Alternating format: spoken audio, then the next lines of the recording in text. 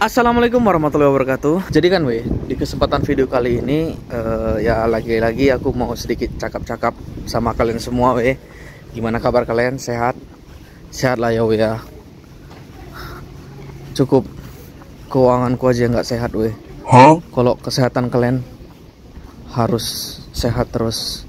Sehat itu mahal Jadi di kesempatan video kali ini itu aku mau menjawab pertanyaan salah satu dari teman kita. Itu namanya keren sih, catatan manis. Pokoknya intinya di situ kan pertanyaannya lumayan panjang tuh, ya kan? Kalau kalian baca, nggak hafal pula aku. Pokoknya intinya di situ kata kawan kita tuh, Bang, kalau kerja sebagai karyawan kerja sebagai kaigo di Jepang, itu kan kita ada ujian negara tuh, Kokashikeng namanya, atau ujian negara untuk dapatkan lisensi sebagai kaigo fukushishi. Itu ada batasannya enggak? Dan andaikan umpamanya nggak lulus terus, kira-kira apakah ada limitnya gitu, kontraknya gimana gitu? Jadi di kesempatan video kali ini aku ya cuma mau fokus ke situ aja ya, ke masalah yang ditanyakan abang itu. Aku coba mau menjawab. Kita jawab pelan-pelan, kita rincikan pelan-pelan ya. Oke, semoga aku menjelaskannya mudah dipahami, biar jadi gambaran untuk kita semua. Oke, kita mulai dengan bismillah. Bismillahirrahmanirrahim. Udah hijau coy.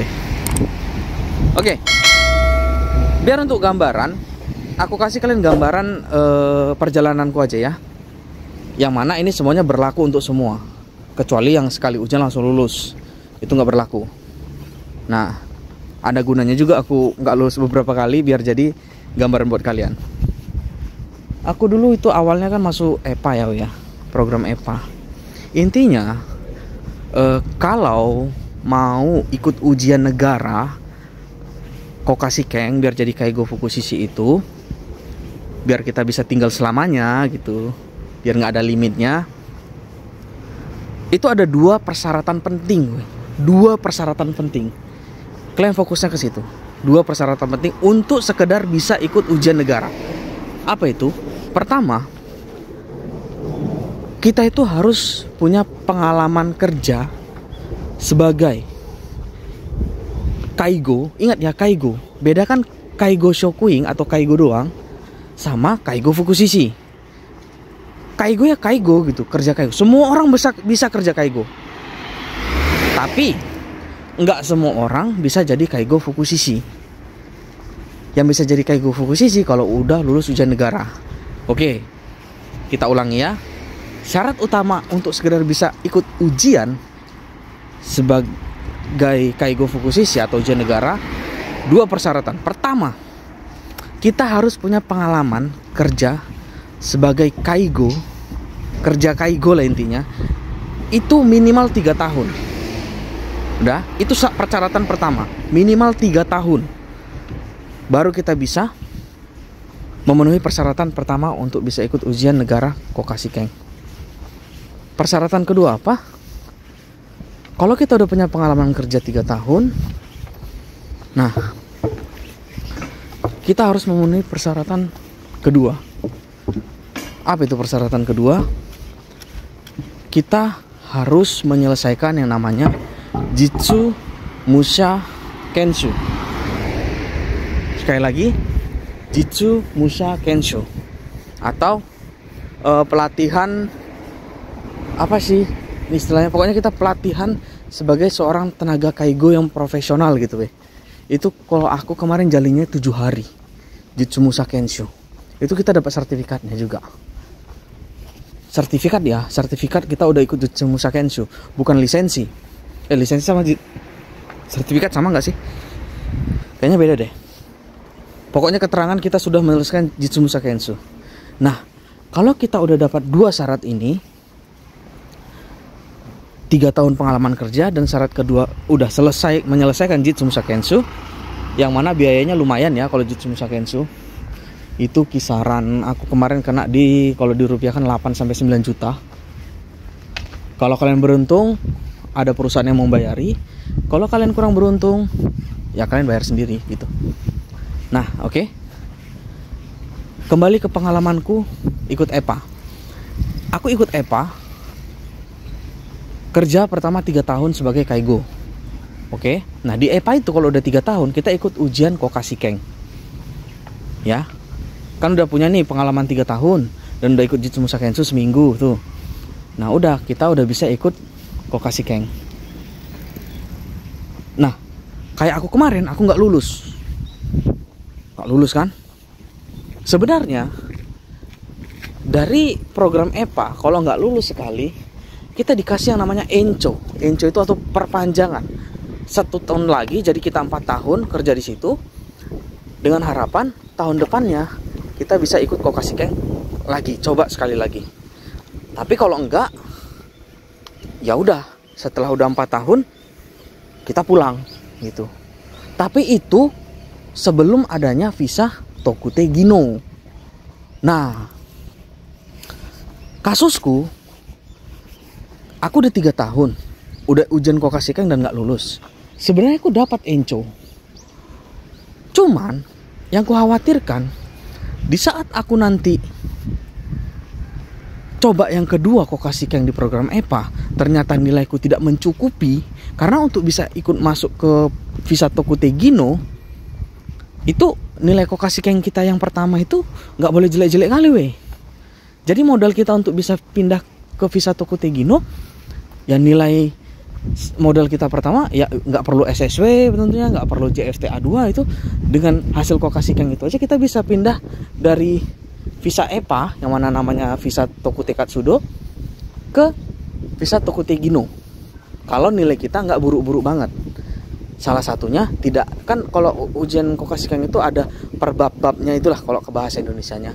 Di antara bab-bab itu nggak ada yang boleh nilai 0. Nah, di ujian pertamaku aku nggak ada nilai 0. Dan nilaiku pun nggak terlalu jelek-jelek kali lah, walaupun nggak lulus kan. Memenuhi syarat untuk bisa pindah Tokute Gino. Jadi aku waktu itu dikasih 2 pilihan berat nih.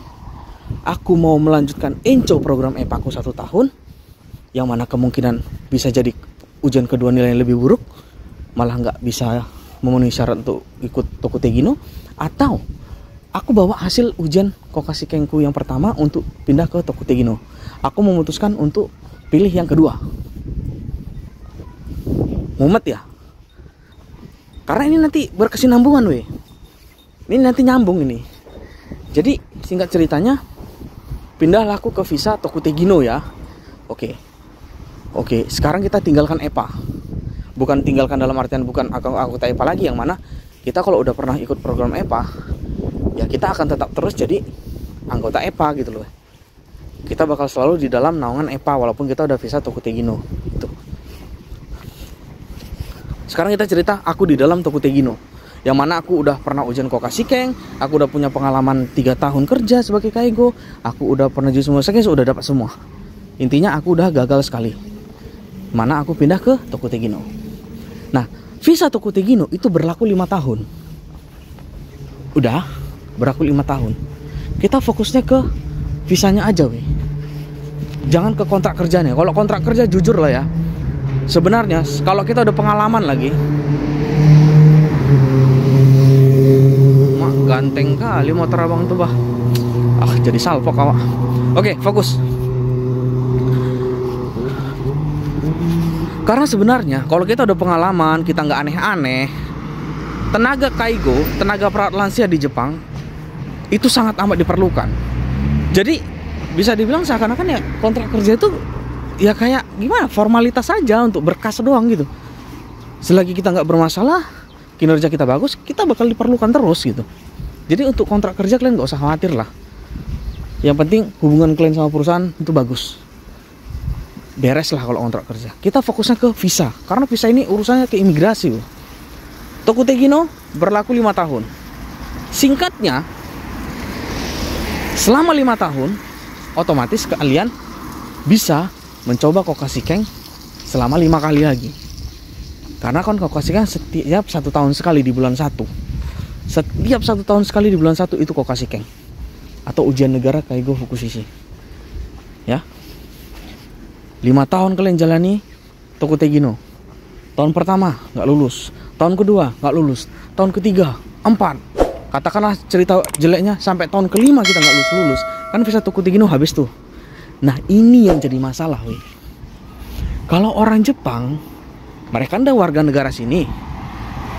Bahkan ada senpai-senpaiku dulu ada yang sampai 8 kali, 9 kali ujian Kokashiki nggak lulus.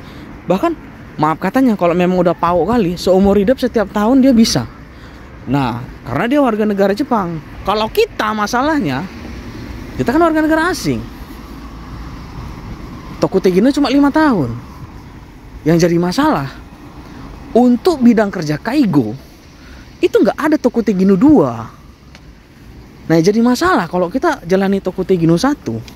Kan Tokuti Gino ada 2 nih weh sekarang. Posisinya ada Tokuti Gino 1, ada Tokuti Gino 2. Kaigo kan cuma Tokuti Gino 1 tuh. Nggak ada Tokuti Gino 2. Tokuti Gino 1 5 tahun. Berarti gampangnya kita bisa 5 kali challenge ujian Kokashikeng kalau nggak lulus. Masalahnya kalau Tokuti Gino 1 kita habis, kan nggak ada tuh istilah Tokuti Gino 2. Berarti ya maaf katanya pulang.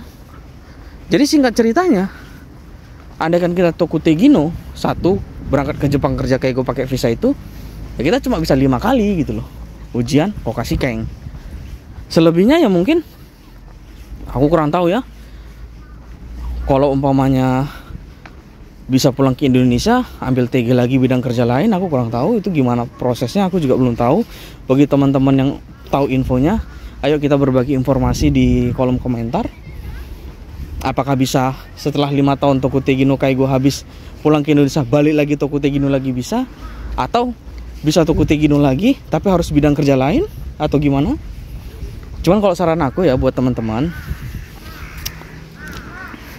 di saat kalian nanti di Jepang kerja sebagai Kaigo, aku sarankan fokus utama kalian itu nihongo kalian sih. Apa itu? JLPT weh. Kejar JLPT kalian, minimal itu N2 kalian dapat selama kalian di Jepang. Kenapa? Katakanlah kayak tadi, memang sialnya kita lah Tokuti Gino 1 kita nggak jebol-jebol selama 5 kali. Nah kalau kita punya N2, apalagi pendidikan kita minimal D3, sekarang ada visa baru yang namanya Gijinkoku atau engineer. Kalau kita lulusan D3, minimal D3 dan punya JLPT N2, kita bisa kerja di Jepang pakai visa Gijinkoku. Yang mana setahuku sampai sekarang Gijinkoku itu nggak ada limitnya, yang ku tahu ya. Tapi kerjanya bukan bidang Kaigo. Kalian kerja di bidang yang katakanlah apa gimana ya? Kalian lihat di YouTube atau di mana ada itu penjelasan Gijinkoku itu ada kepanjangannya. Jadi yang kerjaan yang berhubungan dengan pelayanan kayak apa, kalau aku sih bahasanya kurang, kayak perhotelan, kerja di TSK, kerja di jadi kumiai, kerja di bandara, kayak gitu-gitulah. Pelayanan publik kayak gitu-gitu. Tentunya ya bahasa Jepangnya harus up dong. Apalagi kalian bisa bahasa Inggris, wah gampang kali lah. Udah lulusan minimal D3, punya N2, bisa bahasa Inggris pula, gampang kali masuk Gijinkoku. Gitu weh. Jadi singkat ceritanya gitu ya weh ya. Kalau dari program EPA, kalau ditambah Encho, tambah Tokuti Gino 1, maksimal kita bisa challenge 7 kali Kokashikeng. Karena kan EPA bisa 2 kali tuh. Tahun pertama sama Encho yang diperpanjang 2 kali. Gak lulus, ambil Tokuti Gino 5 tahun challenge. Udah kalau 7 kali nggak jebol-jebol, ya sudah. Karena nggak ada Tokuti Gino 2 gitu loh weh. Kurang lebih gitu ya weh yang bisa aku jelaskan ya. Kalau umpamanya dalam penjelasanku ada yang kurang, ataupun ada yang mau didiskusikan, atau bahkan ada yang mau ditambahin, silahkan teman-teman kita diskusi di kolom komentar. Kita sama-sama belajar, kita sama-sama berbagi informasi, biar kita nggak salah informasi. Aku menjelaskan ini sepengetahuan yang aku tahu. Kalau ada yang kurang-kurang, terutama dalam penyampaianku, dalam bahasaku, khususnya para senpai tachi, tolong ditambahin, biar aku pun bisa lebih belajar banyak. Gitu ya, ya. Posisi udah jam 10 lewat, aku ini baru pulang dinas malam. Semoga apa yang ku sampaikan sedikit ada manfaatnya untuk teman-teman. Ini videonya udah kepanjangan. Nanti kalian dengar suaraku terus malah bisa menyebabkan mual, muntah, gigi berlubang, demam tinggi dan lain-lain. Bagus, kita akhiri sampai di sini video kali ini. Semoga yang kujelaskan bisa sedikit bisa memberikan kalian gambaran tentang apa yang ditanyakan sama teman kita tadi. Oke weh. Sampai di sini dulu ke videoku kali ini. Sampai jumpa di video-video selanjutnya. Sehat-sehat kalian ya. Assalamualaikum warahmatullahi wabarakatuh. Bye bye.